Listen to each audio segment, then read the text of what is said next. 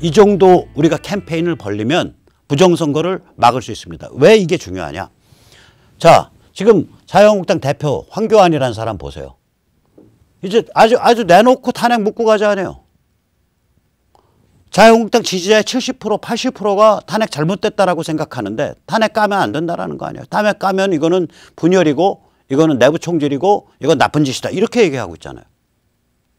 자기가 언제부터 자유한국당을 위해서 목을 걸었다고 감히 대표질 좀 한다고 못하는 소리가 없는 거예요. 이렇게 다 권력에 환장해서 날뛰는 상태가 된 거예요. 자, 그래서 우리 자유시민은 어느 특정 정당에 로열티를 바치고 싶은 생각은 없어. 근데 선거는 제대로 돼야겠어. 그리고 그 선거를 제대로 만드는 과정에서 우리 스스로 서로 알아가고 엮여야겠어. 여기에 부정선거 감시만큼 좋은 프로젝트가 어딨냐고요. 그래서 이 프로젝트 꼭 해야 됩니다. 자, 여기 이제 전체적인 틀을 제가 말씀드렸고 이제 하나하나 그 내막을 좀 더 살펴보기로 하겠습니다.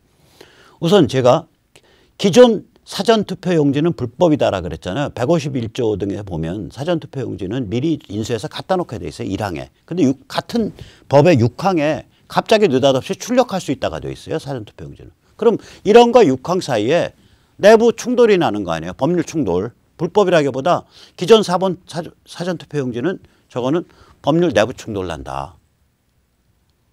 지금 기존 사전투표 저기 QR코드인데 지금 QR코드가 저게 숫자라고요. 그걸 풀으면 이렇게 돼요. 앞에 뭐 열 몇 자리는 선거명이에요. 그 다음에 10자리인가는 저게 선거구명이에요. 그 다음에 4자리는 지방선관위 코드예요. 저게 뭐 1111 그러면 종로구 무슨 선관위 코드예요. 그 다음에 이제 그 다음에 이상해요. 숫자랑 이제 알파벳 섞인 저 한 10자리 가까이가 저게 발급 고유번호라고요. 저게 원래는 시리얼 번호로 돼 있어야 돼. 시리얼 번호로. 바코드 같은 것도 만들고 시리얼이란 건 뭐냐면은 그냥 처음부터 인쇄될 때 이거는 00001번, 이건 00002번, 이건 0003번. 그래서 그거 100장씩 묶여 있으면 0001에서 00001빵빵까지 시리얼로 돼 있어야 돼요. 그래서 우리 투표소에서 1000장 받아왔는데 오늘 820장 쓰고 180장 남았다. 이게 그래서 820장 오케이. 투표한 사람 820명이랑 맞춰보니까 맞다.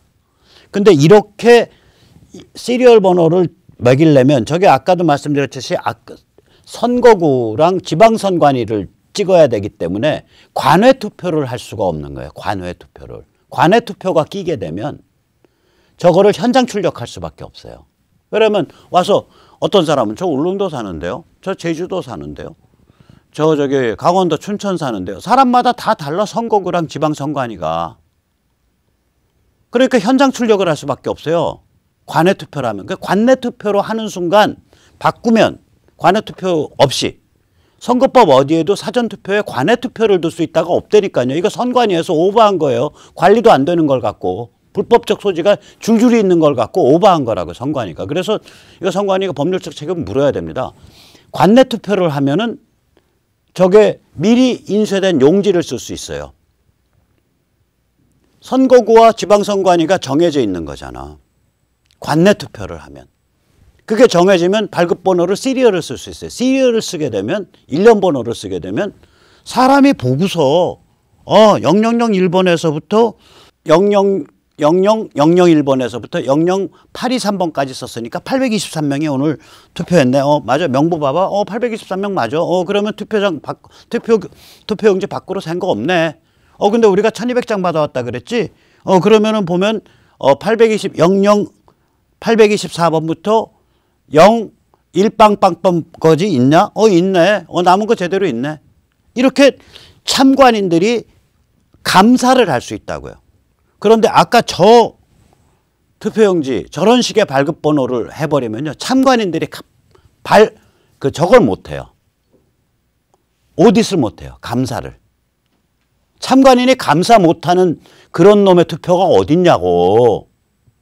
선관위 공무원 여러분 쪽팔린 줄 아세요. 저런 식으로 하면요.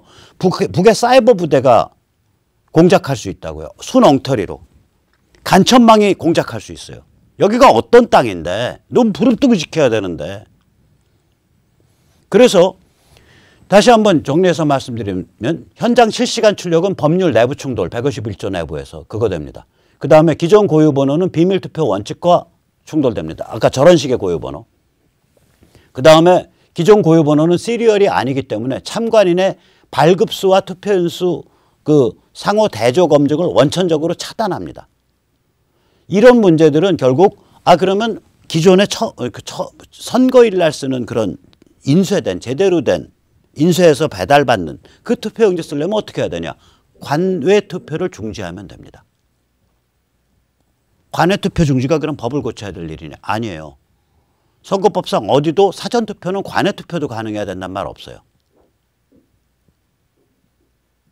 이거는 선관위가 좋게 생각하면 의욕이 넘쳐서 감당 못할 일을 벌인 거고 나쁘게 생각하면 간첩망이 작동할 수 있는 장난치를 친 겁니다. 그래서 이제 온갖 의혹이 생기니까 이런 문제도 제기하는 거예요. 어떤 사람은 가서 보니까 이게 이제 법률상으로 저게 후보가 저렇게 이름이 떨어져야 되거든. 이름이 안 떨어진 용지에서 투표했다는 거 아니에요. 그걸 사람들이 노트식이라고 보통 부르죠. 이름과 이름 사이에 여백이 있어야 돼요. 왼쪽 게 맞아요. 근데 오른쪽 것 같은 그런 용지를 자기가 투표한 적이 있다. 이렇게 말하는데 선관위에 지금 저기에 대한 해명은 착시현상이라고 말을 하고 있습니다. 근데 저렇게 말하는 사람들이 너무 많기 때문에 이런 거 하려면 결국은 현장 출력 없애야 된다. 현장 출력하는 순간 온갖 노무현 대통령 유서가 누가 그걸 정식 유서라고 누가 인정하냐고요. 세이브도 안 해놓고 화면에 떠 있는 그 파일인데 서명도 없고 온갖 의혹이 있잖아요. 그래서 투표라는 건 의혹이 있으면 안 돼요. 그걸 전부 다 의혹의 경우를 차단해야 돼요. 그럼 뭐하러 관외 투표를 고집을 해서 선거 용지를 현장에서 인쇄 출력해서 쓰게 만들어서 저런 의혹을 사냐 이거지. 말이 안 되는 거죠. 말이 안 되는 거예요. 한마디로. 관내 투표를 하면요. 용지 버릴 셈 찾고 그 관내 투표자 수에 그냥 한 절반씩 그냥 용지 때려버리면 끝나는 거예요. 저거. 절반씩 용지 때리면 끝난다고요. 그리고 저거를 빨리 국회의원들끼리 해서 저 151조 1항 그러니까 그 전날까지 도착해야 된다를 예외 조항으로 그 예를 들면 당일날 급하면 도착할 수 있게 한다. 혹은 뭐 이렇게 돼야죠. 혹은 그렇게 용지 10% 딱 발표하면 되죠. 10%씩 배급했습니다.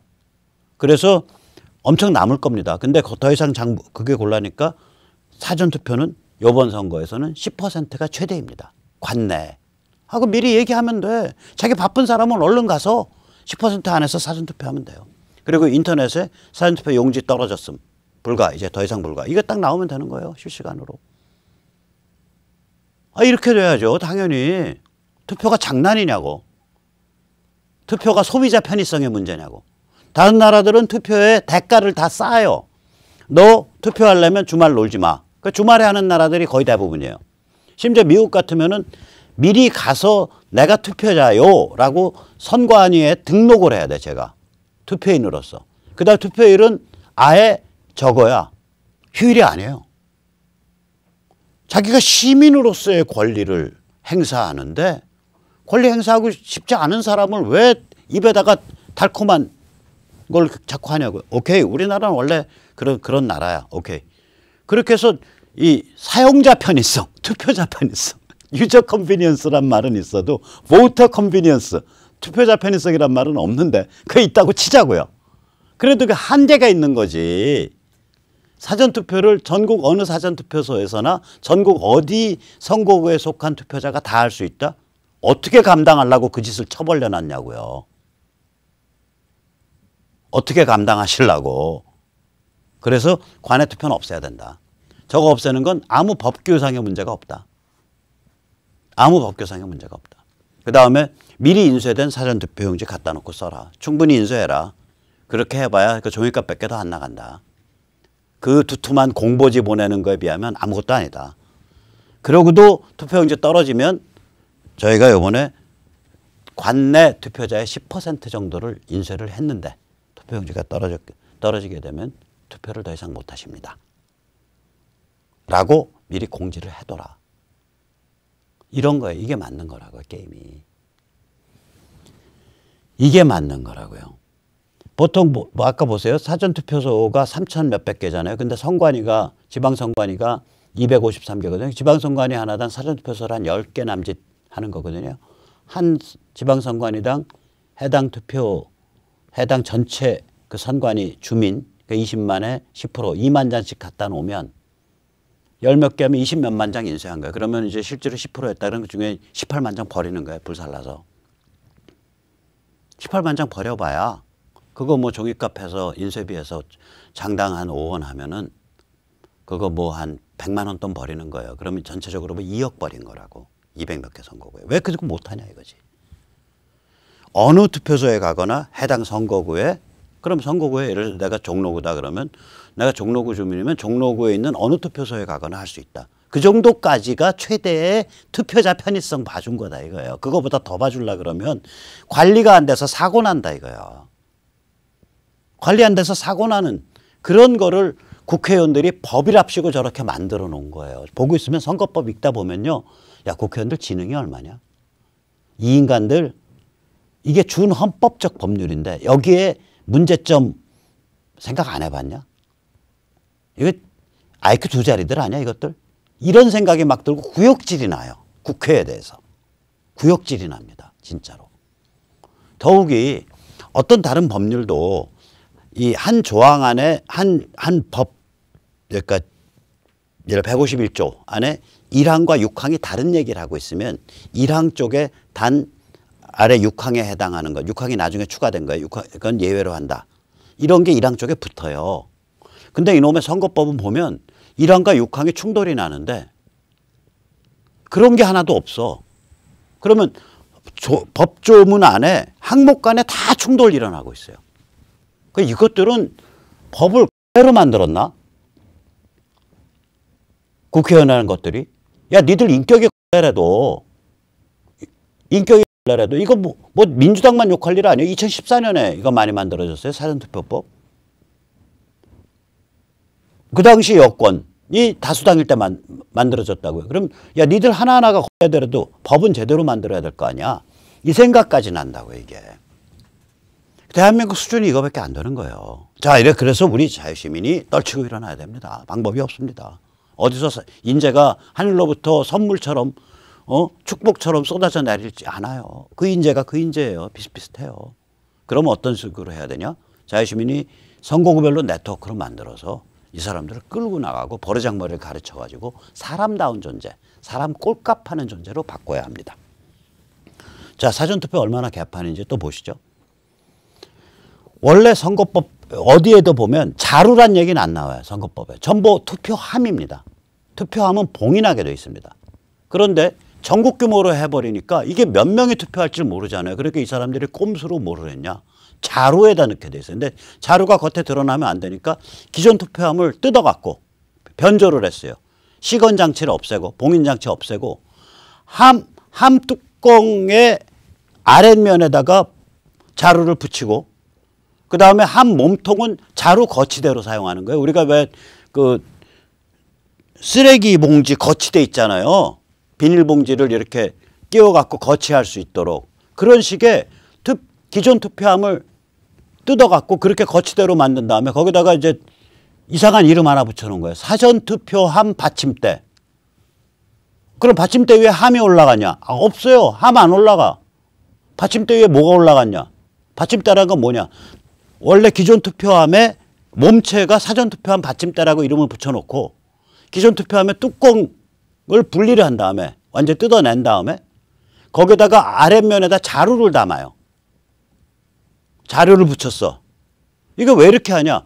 몇 명이 투표할 줄 모르니까 자루화 시킨 거예요, 이게. 전국구로 했으니까 사전투표를 어떻게 관외 전국구로 만들었냐고. 이게 다 그 문제랑 관계 있어요. 그래서 사전투표함 받침대라는 핵의 망측한 명칭이 등장했고요.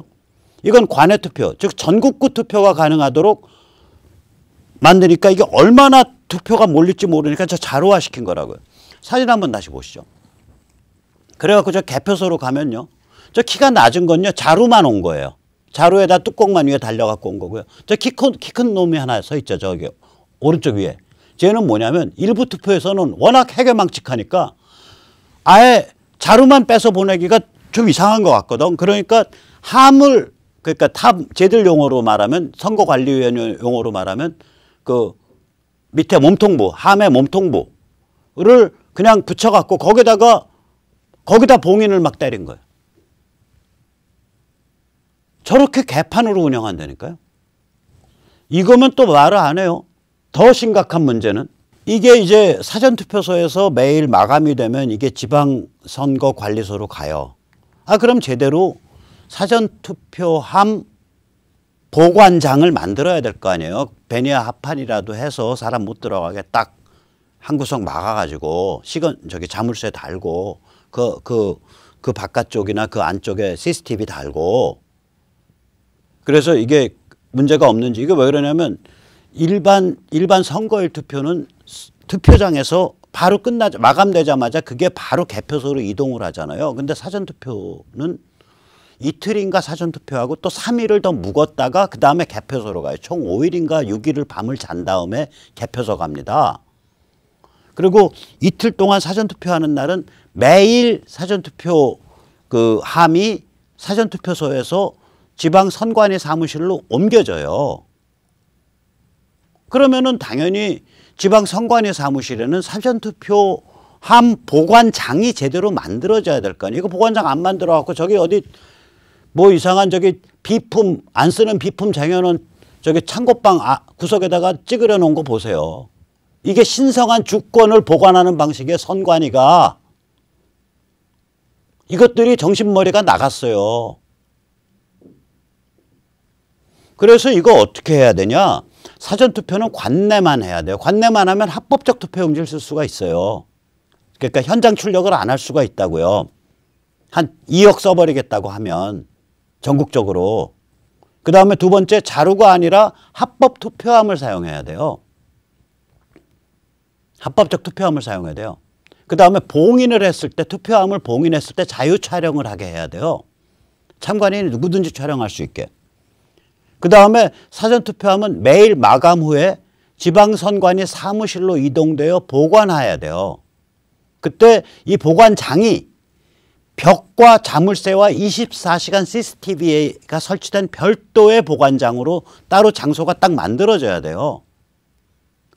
사람들 불러다가 2x4 갖고 대고 한 저기 두툼한 합판 양쪽으로 따닥 치고 그 다음에 문짝 하나 사서 나무 문짝 허름한 거 저기 싼 거 하나 사갖고 달고 거기다가 시건장치 딱 제대로 붙이고 자물통 그럼 되는 거 아니야. 그 다음에 CCTV 그 보관장 안에 하나 놓고 보관장 밖에 나갖고 걔들은 완전히 딱 24시간 닷새 동안 돌아가게 하고 사전투표를 하려면 그 정도는 해야지. 그리고 보관장 출입구 봉인도 정확히 하고 그 봉인에 대해서도 보관장 출입구 봉인도 자유 촬영하고 보관장 출입대 참관 의무화하고 이건 최소한 이러이러한 데들 이렇게 모여서 출입하지 않으면 이건 출입 자체를 못한다. 그래서 함을 갖고서 사전투표일 하루 어느 날 마감돼서 함을 갖고 사전투표소에서 선거관리위원회 왔는데 참관인이 없어. 그럼 보관 못하고 깔고 올라타서 밤새서 기다려라 이거야. 우리 시민 찾고. 이거 얼마나 황당하냐면요. 보세요. 사전투표함이 보관장, 보안, 봉인, 감시철저 이렇게 해야 되는데 이 보관장에 저 아래가 원래 보관장 처음에 있었던 저기 그 봉인 테이프라고 붙여놓는데 저 봉인 테이프를 저렇게 붙이는 게 어딨냐고요. 문짝 위에서부터 아래까지 털어서 붙여야지. 수십 개 붙여야죠. 그거 저 중간에 저 위에 거는 며칠 지난 다음에 보니까 저 중간에 한번 뗐다가 넣은 거 아니에요. 그러니까 한 번 열 때마다 완전히 면도칼로 쫙 도려내고 그 위에다 다시 덧대고 또 면도칼로 쫙 도려내고 덧대고 이래야 될 거 아닙니까? 그리고 사인한 날짜 들어가야 되고 그리고 누구든지 그걸 참관한 사람이 마음대로 촬영해야 되고 이 사전투표 한다는 게 보통 관리가 아닌데 이 인간들이 관리는 개판으로 해놓은 거예요. 투표함도 개판. 함을 안 쓰잖아. 자루를 쓰잖아. 보관장은 없어. 그 다음에 저기 뭐야 투표 용지는 전국구를 한답시고 어느 사전투표소에서나 어느 사는 사람이거나 다 투표할 수 있게 한답시고 아예 무슨 허접되기 저기 무슨 유조지표 만들듯이 프린터에서 찍찍 나오게 만들어 놓고 그 프린터에 찍힌 그 저기 고유 번호는 누가 봐도 이게 몇 장을 찍었는지 모르게 시리얼이 아니니까 1년 번호가 아니니까 몇 장 찍은지 모르는 거예요. 그렇게 해놓고 그러면 참관인은 다 눈 깜깜이지. 아니 그러면 여기가 선관위 공화국이냐고. 내 선관위 사람들한테 묻고 싶어. 당신들이 지배하는 공화국이야 여기가? 당신들이 자유민주주의의 지배자야? 뭐 이런 시건방진 상스러운 자들이 있어 이거. 그래서 우리가 자유시민이 다 들고 일어나야 돼요 이거. 자, 그 다음에 보세요. 봉인에 대해 이러니까 이제 사람들이 의혹이 커질 수밖에 없이 봉인을 했는데 날짜마다 예를 들어 저기 김준환이라는 양반이 자세히 보면요. 저게 달라요. 다르다고 할 수밖에 없어요. 서명이. 서체가 저건 서명 방식이 다르다. 저건 동일한 서명이 아니다. 이렇게 나온다고 사람들이. 저 당연하죠. 상태가 이런데 별 의심이 다 들죠. 저 의심 받는다고 선관위가 나 억울해요. 나 억울해요 하고서 맞고소해서 여러 사람 저기 벌금 수백만 원씩 냈어요. 아니 당신들이 철저히 했으면은 저런 의혹이 나오냐고.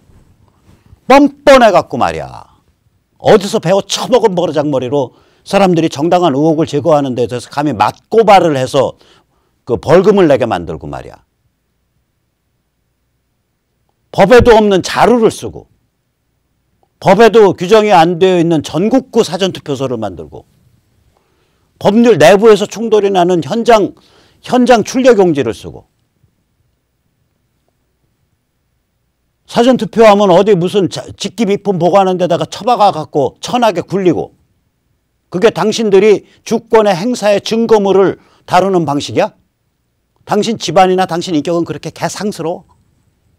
말이 안 되잖아요. 저희가 이렇게 자유시민이 떨쳐 일어나서 이 사회의 기강을 잡아야 돼요. 이게 기강을. 기강을 잡으면 문재인 우팔릭 집단은 저절로 도태됩니다. 이거를 정당이 나서서 해줘야 되는데 자유한국당인지 뭔지 모르겠는데 저 당대표 맡았다고 원내대표 맡았다고 이제 공천권 휘두른다 그러고 이제 이 제밥에 눈이 뒤집혀 갖고 날뛰는 저런 이상한 작태를 보이고 있으니까 우리가 직접 나서는 길밖에 없어요. 다행히 이 부정선거 방지에 대한 시민운동은 선거법으로 단속이 안 됩니다. 이거는 시민이 자기 권리를 정당히 행사하는 거니까 선거를 제대로 만들겠다는 거니까. 그래서 우리가 전국적으로 수십만 명이 연결되는 네트워크를 만들어야 됩니다. 저희 자유시민본부에서 준비하고 있습니다. 그리고 또 이걸 여러 종교단체나 이런 데서도 공감하고 있는 사안입니다. 자, 그러니 저는 전차 투표에 대해서는 이렇게 눈 부릅뜨고 하면 장난 못 친다. 그래서 짧게 말씀드리자면 투표소 참관 및 투표함 봉인 자유 촬영을 해야 된다. 우리가 눈 부릅뜨고 투표소 참관하고 투표함이 제대로 봉인되고 있는가 그 봉인한 다음에 거기다 서명 제대로 하고 그 촬영해두고 그 촬영이 나중에 개표소에 가서 대조돼야 된다 이거예요. 그 촬영된 그 봉인 딱지가. 그러니까 저 대조가 있는 거예요.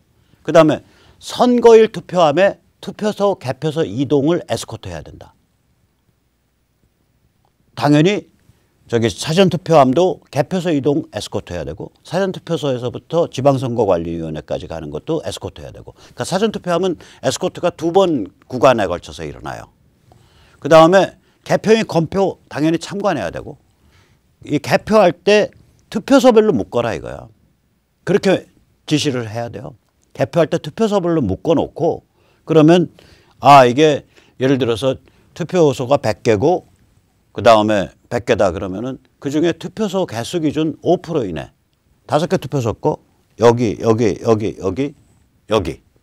해서 임의표본 딱 추출해서 그 임의표본을 가지고 수개표를 한 다음에 전자개표한 값하고 비교를 해서 틀리면 전수 다시 개표해라. 전수 다시 개표해라. 수개표 한다. 전수 수개표. 그 룰로 나가야 돼요, 이거. 안 그러면 큰일 납니다. 자, 그래서 이런 활동, 그러니까 바로 당면에서는 저 국회에서 아주 대한민국을 해체하려고, 해체해서 나치공화국이야지. 나치국가를 만들려고 하는 공수처 막으려고 투쟁을 해야 되고, 그 다음에 중장기적으로는 저희가 선거구별로 모여가지고 네트워크를 짠 다음에 부정선거 방지 등 이런 그 자유시민의 캠페인을 펼쳐가야 됩니다. 그래서 저희 자유시민본부에서는 지역활동가를 모집을 합니다. 010-3330-1242로 문자 주십시오. 독립적 유권자 조직 자유시민본부의 지역활동가 모집입니다. 자, 이 같은 근본적인 조직활동과 별도로 저희가 또 태극기 열심히 흔들어야겠죠. 그래서 이번 토요일에는 2번에 걸쳐서 태극기를 흔듭니다. 오후 1시는 대한문 서울시청 앞에서 흔들고요. 오후 5시 30분에는 마로니에서 흔듭니다. 저희가 마침 이번 주에 그 아시아 태평양 자유시민동맹에 출범되기 때문에 거기에 참가한, 오늘 누가 나올 줄 알았어요? 저기 싱강 위구르 대표, 그 양반하고 그 다음에 홍콩 대표가 그날 와서 연설을 해 주실 겁니다. 짧게나마.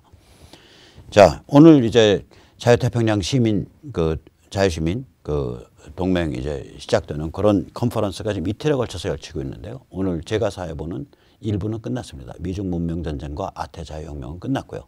내일 목요일 날 2세션이 있습니다. 아침 10시에는 동북아 전체주의 반동과 아태 자유시민 동맹이라는 주제로 컨퍼런스가 열리고요. 세미나가 열리고요. 그다음에 오후 2시, 1시 반에서 2시 사이에 오시면 돼요.